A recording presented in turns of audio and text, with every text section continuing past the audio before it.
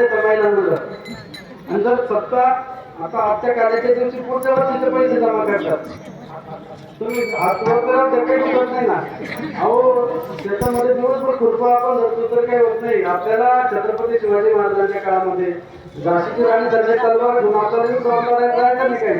तर काय त्याचे सगळं भजन करा. विठोबा